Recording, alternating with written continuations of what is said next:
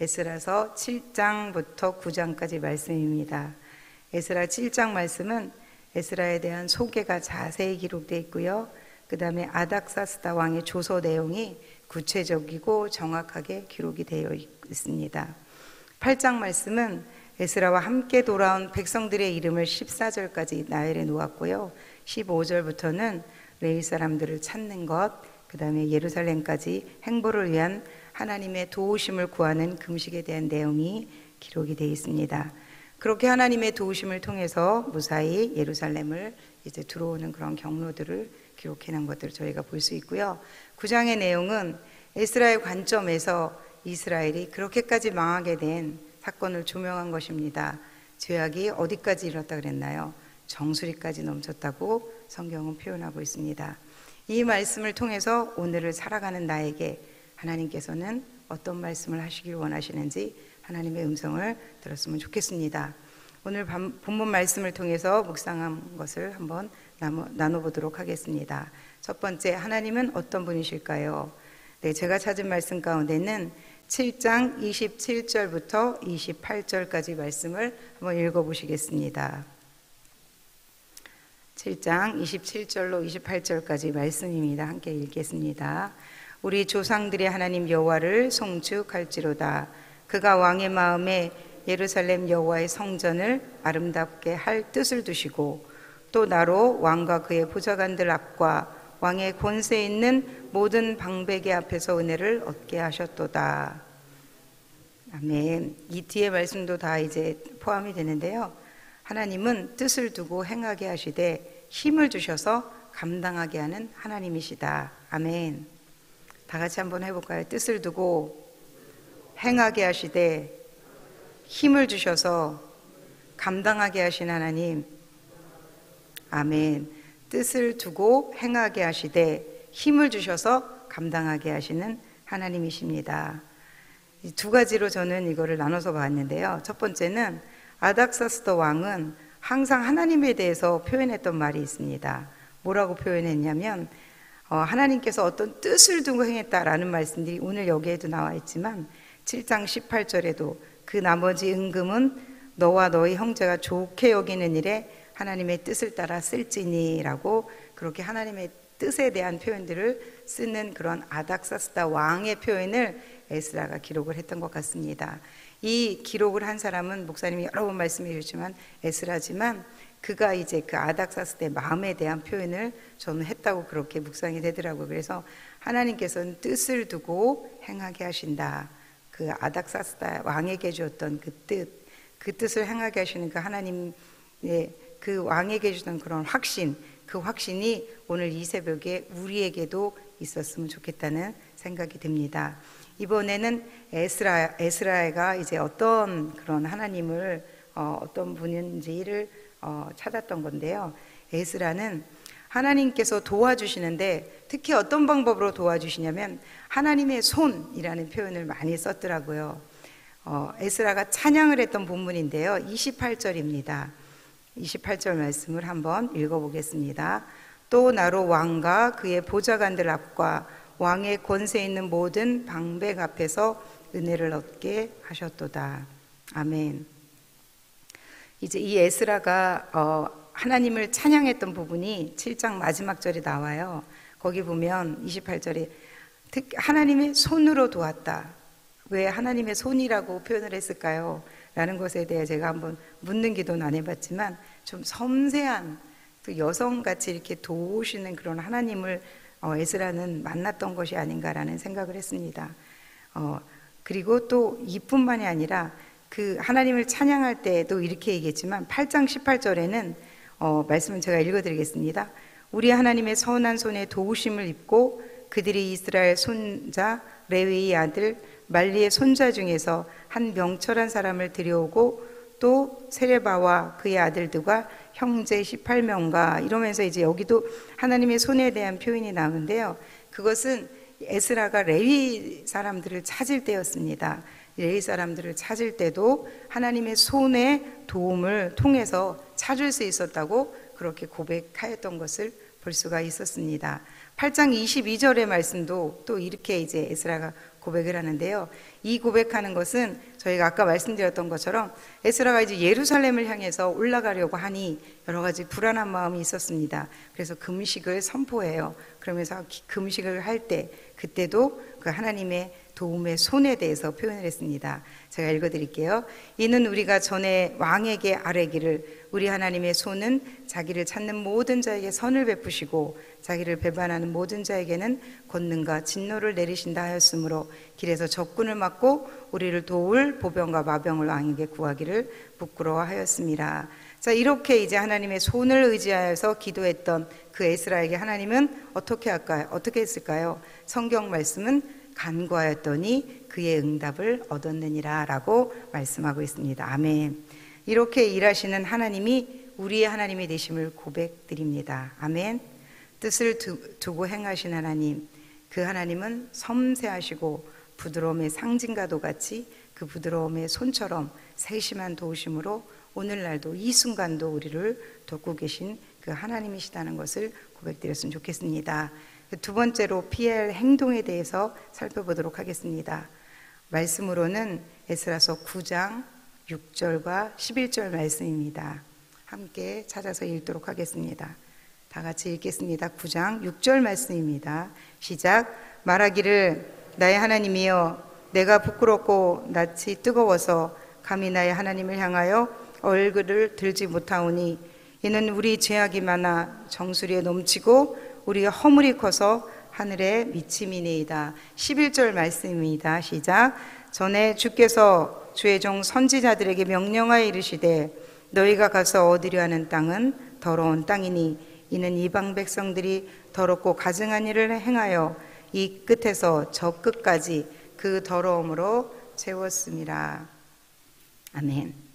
9장 말씀은 에스라가 이스라엘 백성 중에서도 제사장들, 레위 사람들, 그런 그 지도자들이 주변 나라 사람들과 섞이지 말라고 했던 하나님의 경고를 무시하고 그들과 통혼을 하고 또한 그들이 섬기는 우상들을 섬겼다는 소식을 듣게 된 것입니다. 이 일이 바로 망하게 된 원인이었다고 생각을 했던 것 같습니다. 그래서 에스라는 6절, 7절에 걸쳐서 표현했던 말이 있습니다. 제가 읽어드리겠습니다. 6절과 7절 말씀입니다. 말하기를 나의 하나님이여 내가 부끄럽고 낯이 뜨거워서 감히 나의 하나님을 향하여 얼굴을 들지 못하오니 네, 좀 전에 읽었던 말씀이죠. 이는 우리 죄악이 많아 정수리에 넘치고 우리 허물이 커서 하늘에 미침입니다. 7절 우리 조상들의 때로부터 오늘까지 우리의 죄가 심함에 우리의 죄악으로 말미암아 우리와 우리 왕들과 우리 제사장들을 여러 나라 왕들의 손에 넘기사 칼의 죽음에 사로잡히며 노략을 당하며 얼굴을 부끄럽게 하시며 오늘날과 같음이니이다. 여기서 눈여겨봤던 말씀이 죄악이 정수리에 넘쳤다. 한번 같이 해볼까요? 죄악이 정수리에 넘쳤다. 허물이 커서요 하늘에 또한 미쳤다. 이렇게 표현을 하고 있습니다. 에스라는 뭐 하는 사람이라고 했나요? 우리 앞 7장에 보면 에스라는 율법 학자요 또 제사장이라고 했습니다. 그는 성경에 대해서 잘 알고 있었던 사람으로서 왜 이스라엘이 이렇게까지 처참하게 멸망당하고 무너지게 되었는지에 대해서 율법의 근거에서 많이 검증했었고 또 연구했을 것입니다. 원인을 나름대로 찾아보았겠지요.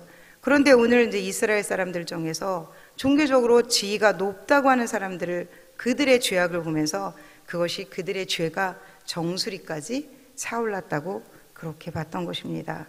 저는 아이를 키우면서 이제 생각을 해봤습니다. 제가 짜증이 날 때가 있었어요. 어느 정도 참기는 해요, 계속. 이제 그런데 어느 선을 넘으면 폭발하는 그런 과정이 있잖아요. 그렇죠? 그래서 이걸 저희 속대 표현으로 뚜껑이 열린다 뭐 이런 말 써보셨죠? 저만 쓰나요? 그래요. 아무튼 이건 분노가 그냥 차서 거의 날아갔다는 얘기잖아요. 뚜껑이 열렸다는 것은. 정반합적으로 신약성경 요한복음에 보면 가나 혼인잔치가 있습니다. 가나 혼인잔치 한번 말씀을 듣고 나서 읽어볼게요. 예수님께서 어머니와 함께 가나 혼인잔치에 가셨어요. 포도주가 모자란다는 소리를 듣고 예수님이 이제 어머니가 마리아가 예수님께 말씀을 나누잖아요. 그리고 나서 이제 예수님이 하인들에게 한 말이 물을 항아리에 채우라 라고 말씀하셨어요. 그러자 하인들이 물을 아구까지 채웠다고 성경엔 기록되어 있어요. 맞나 한번 볼게요. 자, 요한복음 2장 7절로 9절 말씀을 한번 같이 읽어보겠습니다. 시작. 예수께서 그들에게 이르시되 항아리에 물을 채우라 하신즉 아구까지 채우니 이제는 떠서 연회장에 갖다 주라 하시매 갖다 주었더니 연회장은 물로 된 포도주를 맛보고도 어디서 났는지 알지 못하제 물 떠온 하인들은 알더라. 연회장이 신랑을 불러, 네, 거기까지 읽겠습니다. 아구까지 채웠어요. 그리고 떠서 연회장에게 갖다 주어라 했을 때, 그때 물이 포도주가 되는 기적이 일어났습니다. 어떤 일을 할 때 편법이 훨씬 쉬워 보여요. 빨라 보이고 좋아 보이고, 그래서 그것을 선택하는 경우가 많이 있습니다. 예를 들어서 외국 학교에서 학위를 따는 일의 경우, 외국에 나가지 않아도 돈만 주면 학위를 주는 일들이 있었습니다. 한동안 그런 학위들을 많이 취득했던 그런 사건들이 있었습니다. 그런데 이렇게 딴 학위들은 아무 소용이 없습니다. 왜냐하면 외국에 체류하지 않으면 학위는 효력이 없기 때문입니다. 아포스티유, 외국 학위에 대한 신고 필증에는 반드시 체류 기간을 적게 돼 있고요. 그 다음에 출입국 신고서를 같이 첨부해야만이 학위를 인정을 받을 수가 있습니다. 제가 필리핀에서 이제 공부할 때입니다. 공부하면서 이제 부족하게나마 사역을 할 때인데, 저희 동기들이나 선배들이 이런 학위들을 많이 땄어요. 그러면서 와 있는 저희가 미련하다고 그런 설명을 많이 했습니다. 그런데 지금에 와서 그렇게 땄던 학위들은 다 종이 쪼가리에 불과합니다. 아무런 가치가 없게 되어버렸던 것입니다. 많이 힘들더라도 기간을 채워야 합니다. 기간을 채워서 얻은 그 학위만이 효력을 나타낼 수 있는 것입니다. 이 외에도 많은 예들이 있을 것입니다. 오늘 말씀을 통해서 깨달은 것은 죄가 정수리까지 차오르면 하나님의 심판이 이른다는 것입니다.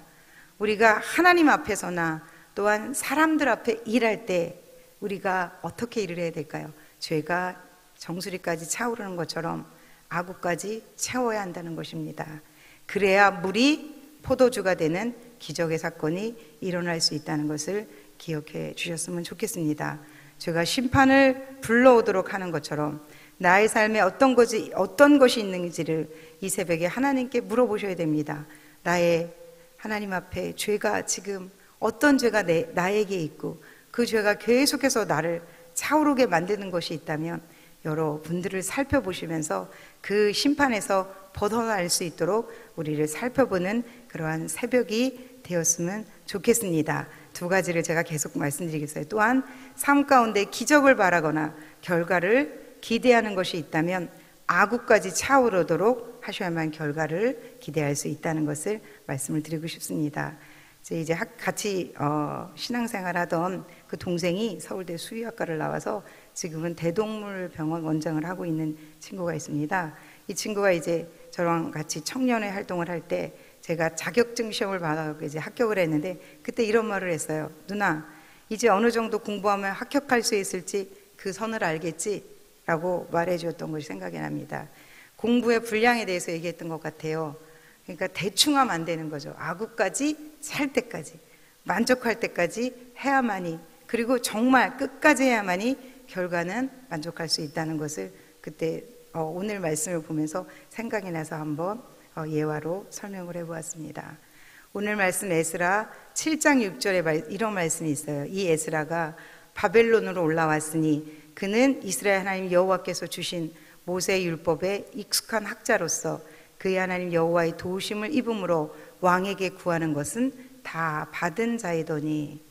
저는 이 말씀을 읽으면서 부럽다는 생각을 들었습니다. 왜냐?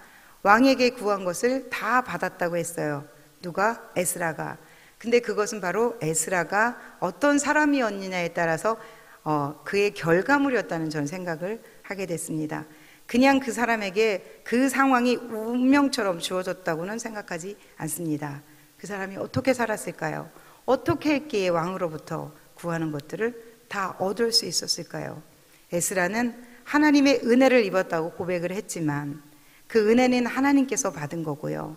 에스라 사람, 그 사람은 어떻게 살았을까 계속해서 묵상을 이어갈 때 그가 해야 될 그 의무들을 기억하고 놓치지 않고 어떻게 살아왔는지를 묵상해 볼 수 있습니다. 오늘 저는 이 말씀을 가지고 누군가를 전도하기 원하십니까? 기도하고 공을 들이고 계시나요? 아구까지 차오도록 하셔야 됩니다. 하나님의 은혜의 감동이 머물기까지, 거기까지입니다. 그렇게 오늘 선하신 하나님의 도우심으로 그렇게 살아내는 우리 교회 성도님들이 다 되시기를 예수님의 이름으로 기도드리겠습니다. 기도하며 말씀 마치겠습니다. 사랑이 충만하신 하나님 아버지, 이 새벽에 에스라서 7장부터 9장을 통하여 우리에게 말씀해 주심에 감사를 드립니다. 저는 이렇게 하나님 앞에 묵상했지만 우리 개인 성도님들에게는 성령께서 각자에게 주시는 말씀이 계실 것입니다. 그 말씀 붙들고 오늘 승리할 수 있도록 은혜를 더하여 주시옵소서. 또한 우리가 말씀을 통해서 이제 묵상할 때 정말 죄악이 우리 정수리까지 미치지 아니하도록 저희들을 계속 살펴나갈 수 있도록 인도하여 주시고 죄에 대한 심판이 더 이상 우리에게 머물지 아니하도록 은혜를 더하여 주시옵소서. 또한 하나님 앞에 우리가 봉사를 할 때나 충성을 다할 때 아구까지 차오르도록 그렇게 최선을 다하여 봉사할 수 있는 저희의 삶이 되어질 수 있도록 주님 축복하여 주시옵기를 원합니다. 감사를 드리며 예수님의 이름으로 기도드렸습니다. 아멘.